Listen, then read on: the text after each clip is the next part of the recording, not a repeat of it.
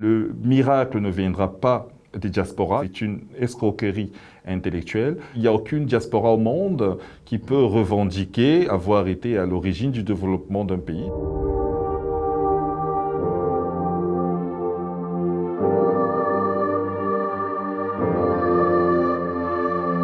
L'idée de départ, c'est de déconstruire en fait tous les mythes qui existent autour de l'Afrique.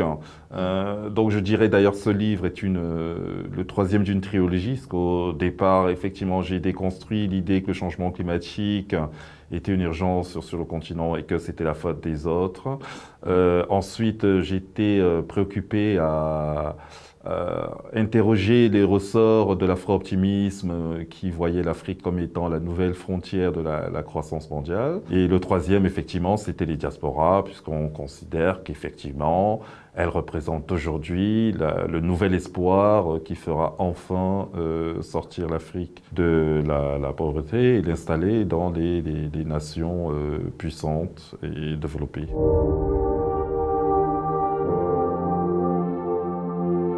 Parce que l'analyse occulte plusieurs choses chez les diasporas. D'ailleurs, par leur statut de diaspora africaine, ne l'ont pas fait en pensant au développement de l'Afrique. Elles sont parties parce qu'elles manquaient de débouchés localement.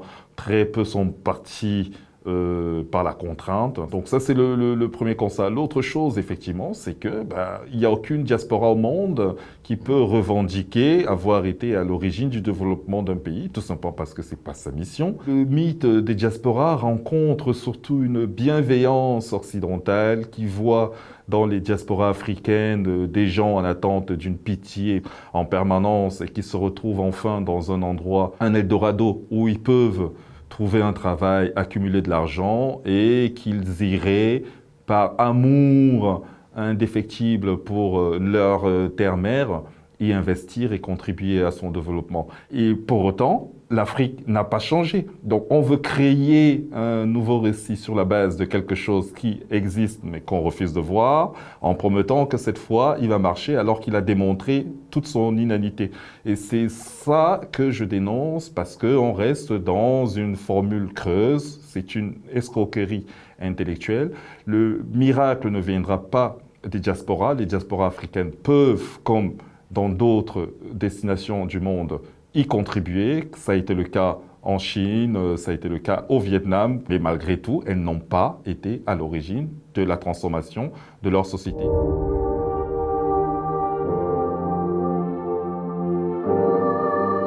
Là aussi, c'est un autre mythe qu'il faut déconstruire, c'est-à-dire que les rémittances, comme on l'appelle, l'argent que les Africains enverraient, qui aurait un pouvoir magique capable effectivement de sortir enfin l'Afrique de la situation dans laquelle elle se trouve est fausse. Parce que les sommes qui sont envoyées ne prennent pas en réalité tout en compte. C'est-à-dire que qu'est-ce qu'on découvre derrière? C'est que cet argent sert déjà à se nourrir. C'est-à-dire que c'est des gens qui envoient de l'argent pour que leur famille puisse s'habiller, puissent envoyer leurs enfants à l'école, rembourser des dettes qu'elles ont contractées.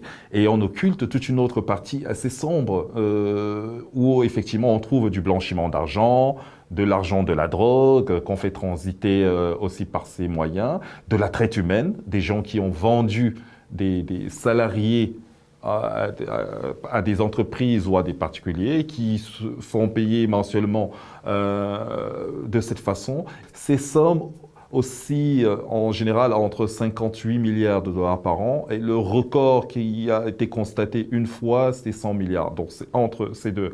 Mais si on fait une simple division de cette somme avec 1,3 milliard d'Africains, c'est quasiment ridicule. C'est-à-dire que ça ferait entre 6 et 17 euros par Africain par an. Et l'autre chose qu'on évacue très rapidement, c'est que c'est très mal réparti. C'est-à-dire que la majorité des rémittances se concentrent entre l'Égypte et le Nigeria. Donc si on retire effectivement 5 ou 6 pays, parce qu'on peut rajouter également la Côte d'Ivoire, le Kenya, le Maroc, on a quasiment 80% des sommes envoyées en Afrique qui disparaissent totalement. Et je vois mal comment, avec des montants aussi faibles, on peut imaginer transformer l'Afrique.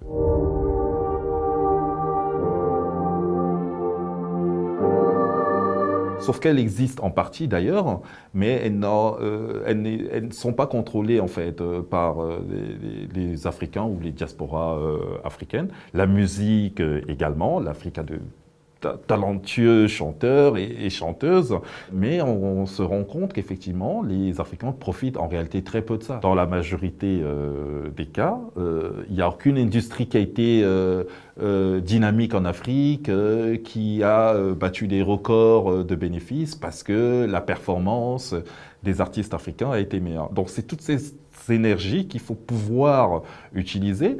Et par ailleurs, les diasporas africaines sont les plus nombreuses. Elles sont réparties partout dans le monde. Et leur contribution au sein des diasporas africaines est quasiment nulle, parce qu'il n'y a pas d'écosystème économique et commercial au sein des diasporas africaines. Donc, que ce soit l'alimentaire, l'habillement, il n'y a rien. Donc, toutes les dépenses qu'elles effectuent vont retourner vers d'autres secteurs où les diasporas africaines et d'autres mains où les diasporas africaines ne sont pas présentes. Il faut créer un environnement qui soit profitable aux diasporas africaines, pas qu'il faut segmenter le marché de manière ethnique, mais de tendre vers quelque chose d'un peu plus équitable.